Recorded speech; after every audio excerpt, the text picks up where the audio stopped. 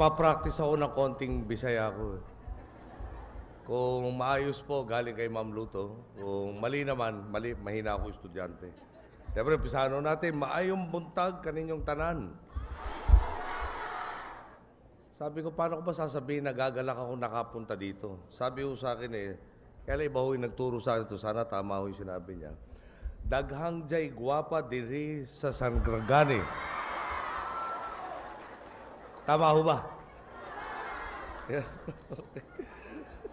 Chairperson Lou Antonino of Minda, Governor Miguel Dominguez, Mayor Corazon Grafilo, Director Gloria Steele, United States Aid, Chairman Jonalyn Mangatong, Ms. Helen Materdan, President of the Baluntay Women's Association, members of the Baluntay Women's Association, residents of Barangay Baluntay, fellow workers in government, honored guests, mga minamahal ko pong kababayan.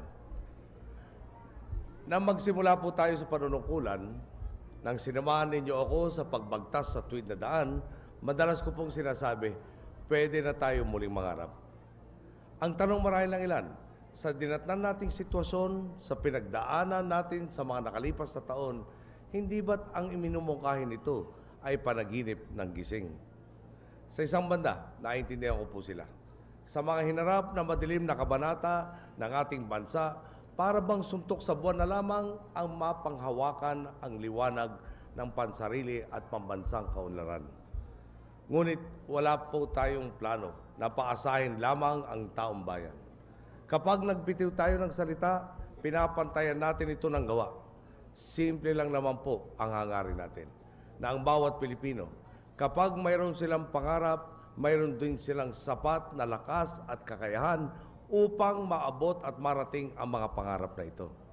Hahawakan nila ang sarili nilang mga tadhana, maaaruga nila ang kanilang pamilya, at magkakaroon ang bawat Juan at Juana de la Cruz ng kapasidad upang mas makatulong sa kapwa at sa bayan. Ito na nga po ang ating tinatrabaho. Ang makamit ang kaunlaran ng mayroong pantay-pantay na pagkakataon sa bawat isa. Ito pong pag-turnover natin ng banana chips processing facility sa Baluntay Women's Association ay isang tagumpay. Hindi lamang para sa inyong mga taga-Sarangani, hindi lamang para sa mga ahensyang tumulong sa inyong maipagawa ito, ngunit para rin sa lahat ng Pilipino. Isang konkretong patunay ito sa kasabihan, kapag mayroon kang itinanim, talaga namang mayroon kang aanihin. Nagtanim kayo ng pangarap. Diniligan ninyo ng pawis at panahon at nagbunga na nga po ito ng magandang pagkakataon.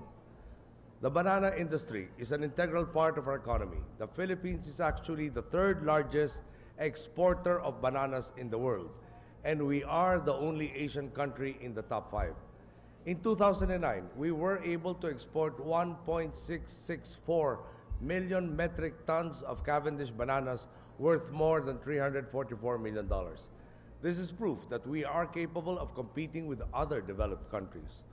And it is just right that we take advantage of this so that we may give the Filipino people more opportunities to make a living.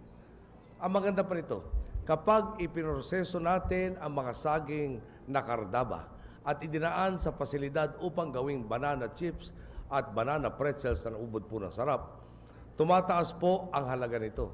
Hindi lamang natin itinataas ang kalidad ng ating mga produkto, na iaangat din natin ang kita ng ating mga manggagawa. Sa kasalukuyan, nakakagawa ang bawa ng halos 12,500 kilos ng banana chips taon-taon, na nagkakahalaga na lampas 300,000 piso. Sa pagbubukas ng pasilidad na ito, maaari pang tumaas ang produksyon ninyo sa halos 50,000 na kilos bawat taon, naabot sa humigit kumulang 1.4 million pesos. Mahigit 1 milyong piso po kada taon ang may dadadag nito para sa inyo. Lahat ng ito ay pagmumulan ng dagdag na pagkain sa mesa, dagdag na matrikula at baon para sa inyong mga anak, dagdag na puhunan para sa kinabukasan ng inyong pamilya. Malaki ang potensyal nitong lumago. Kaya po hinihikayat ko kayong bantayan at pangalagaan ito. Hindi na rin po ako magugulat kung sa susunod baka naman may isang banana ketchup processing facility naman ang pasinayaan natin dito sa Sarangani. The United States Agency for International Development, Growth Equity in Mindanao has been a valuable partner in community development. On behalf of the Filipino people, I thank USAID, GEM, and the United Nations Development Program Action for Cooperation and Trust for Peace program, both of whom have helped us in responding to many of your needs and concerns. Panahon na para bigyan lakas ang mga komunidad dito sa Mindanao. Panahon na upang pagtuunan ng kaukulang pansin ang mga kababaihan. At lahat po ng inahain natin ngayon ay hindi po panandaliang solusyon sa inyong mga problema. Malinaw naman po, ito sa proyektong inaabot natin ngayon. Hindi po ito lumos, hindi pagkain na iaabot sa inyo at isusubol nyo na lamang. Bagkus, itong pasilidad ang magiging kasangkapan ninyo sa pag-unlad. Nasa mga kamay ninyo ito at hawak ninyo ang pagbigay direksyon sa inyong kapalaran. Alam kong marami sa inyo sa bawa ay mga asawa o anak ng mga dating miyembro ng MNLF.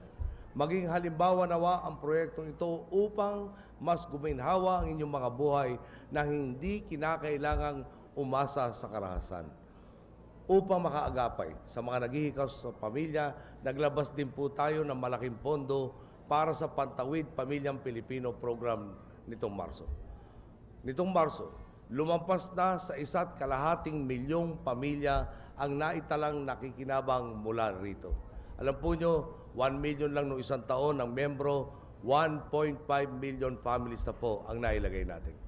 Ang natitira pang mga benepisyaryo mula sa 2.3 million nating mga pamilyang target sa taong ito ay layo nating maiparehistro pagpatak ng Mayo. At muli, hindi po ito hulog na langit na basta-basta na lamang lalapag sa kanilang harapan. May ilang kondisyong kaakibat sa pagtanggap ninyo dito. Papasukin sa eskwela ang anak. Magpapacheck up ang mga buntis na nanay. Pababakunahan ang mga sanggol. Ginagawa po natin ito para maghatid ng pangmatagalang solusyon sa pangunahin nilang mga pangangailangan. Binibigyan lakas kayo ng pamahalaan. Kaya't samantalahin ninyo ang pagkakataong ito para sa mas maginhawa ninyong kinabukasan. Ito rin po ang ating layunin kung bakit natin itinutulak ang postponement ng ARM elections. Ayaw naman po natin pabalik-balik ang problema. Mas lalong hindi tayo umaasa lang sa tsamba. Kaya masusi po natin pinag-aralan ito. Alam nating may palpak sa sistema. Alam nating may bulok sa pamamalakad. Kaya nililinis natin ang proseso at nagpupunla tayo ng pagkakataon para sa tunay na pagbabago. Narito na ang bagong pagkakataon para sa inyo. Pitasin na ninyo ito. At kasabay nito, bantayan ninyo, alagaan ninyo, patubuhin ninyo nang may maipunlang mas magandang kinabukasan para sa inyong lahat, sa inyong mga pamilya at sa inyong mga komunidad. Makakaasa po kayong umalan man o umaraw, gagabayan kayo ng liwanag ng ating pong gobyerno. Ipadayon nato ang pagsubay sa tulid nga dalan, ngadto sa katumanan sa atong mga pangandoy. Sana ho'y nagkaintindihan tayo. Maraming salamat. Mabuhay po kayong lahat.